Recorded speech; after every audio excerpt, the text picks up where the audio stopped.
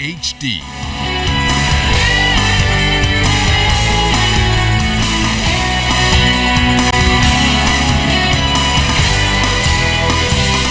ZNS Network presents The Bahamas Tonight. This portion of the news brought to you by BTC Every Day. Good evening, everyone. I'm Keishla Adderley. Thanks so much for joining us. Topping the news tonight, as the government prepares to launch the first of 4 phases of the National Health Insurance Plan in a matter of days, the National Insurance Board is ramping up its manpower to effectively take on the task of registration. Our Cleopatra Murphy has this preview of the process. The National Insurance Board is preparing to accommodate an influx of 215,000 registrants when registration for the National Health Insurance Plan begins on January 18th. Of that number, approximately 163,000 are in the capital, about 25,000 in Grand Bahama, and the remainder on other islands. NIB operations consultant Jason Moxey says the board hired 135 unemployed Bahamians on New Providence and 21 on Grand Bahama who are currently engaged in intensive training. 6 outlets will be opened to accommodate registration. Namely at JL Center, located at Blake Road, the South Beach Shopping Plaza on East Street South, an expanded service at the Town Center Mall, at Cotton Tree Plaza in Fox Hill, and St. Barnabas Church at Wolf Road and Blue Hill Road. John Thompson, who was hired for the registration process, says the training is intensive and anticipates a lot of work ahead for the team. When you think of the 200 plus thousand, I think the number is persons that need to be registered. We're going to have to be on our P's and Q's, and we're going to have to be as efficient as possible. Moxey says NIB aims to have registration completed within the next 4 to 5 months in time for NHI. For efficiency, mobile units will also be deployed to businesses with 100 employees or more in Nassau and 50 or more in Grand Bahama. He explains the documents needed. For the Bahamian citizen, it's just a question of producing a passport or a birth certificate along with a photo ID. And then for the legal residents, they in fact will have to provide work permit, not a work permit, but a permit to reside in the country. Family Island Operations Director Tammy Francis says 2 mobile units will also be deployed in Grand Bahama and special provisions made for the islands. She requested that businesses have documents ready and a wireless connection.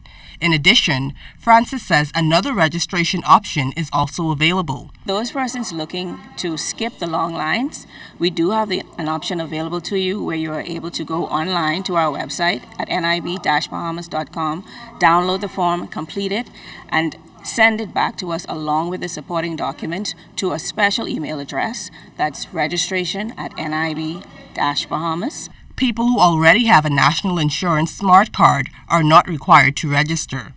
Cleopatra Murphy, ZNS Network News. Police were called to the scene this afternoon of what appeared to be a suicide. They're now investigating the circumstances surrounding the death of an adult male found hanging in a building on the corner of Fritz Lane and East Street. Arlandon Davis was on the scene.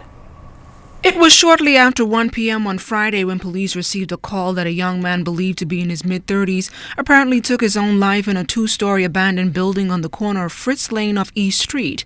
When police arrived on the scene, they met the unidentified man who was fully clad, hanging from the ceiling on the 2nd floor. As you can see behind me, it took police several hours before they were able to remove the body hanging from an abandoned building. As news spread in the area, residents quickly began flocking to the scene, trying to find out who and why the incident happened.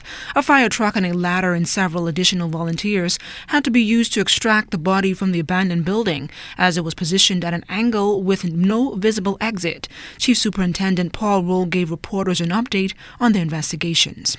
Police responded here to East Street and Flint at an abandoned building where we had received reports of male hanging from the rafters of this building.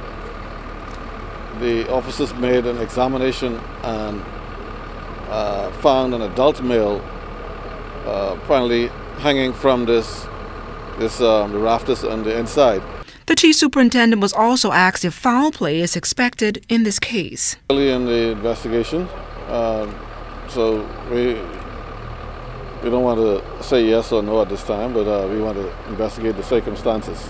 Meanwhile, Wohl is also making this appeal to the public as investigations continue. Stating as to what all may have happened, but if we appeal, if anyone would have any information, that they can bring that forward to us and help us to bring some closure to this investigation here this afternoon. LaDawn Davis, ZNS Network News. Former police constable 3490 DeAndre Rigby appeared in the magistrate's court today to face 2 criminal charges. The 23-year-old Millennium Gardens resident is accused of kidnapping and raping a woman 3 days ago.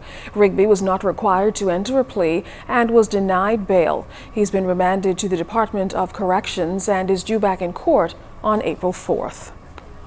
The murder trial of brothers Dwayne and Samuel Hasty was fast-tracked to the Supreme Court. The brothers were served with voluntary bill of indictment papers yesterday detailing the Crown's case against them. They're accused of killing Jean Richmond in Palm Key back on September 18th. Police also alleged that the pair was in possession of a 12-gauge shotgun and ammunition at the time. Dwayne Hasty had hoped to be released on bail, but his bail application was dismissed by the Court of Appeal yesterday. He and his brother remain behind bars at the Department of Corrections. Of a crime, please call Crime Stoppers at 328-8477. You can also call them toll-free at 242-300-8477. You can also check them out at www.crimestoppersbahamas.com. Let's stop the crime before it's your time.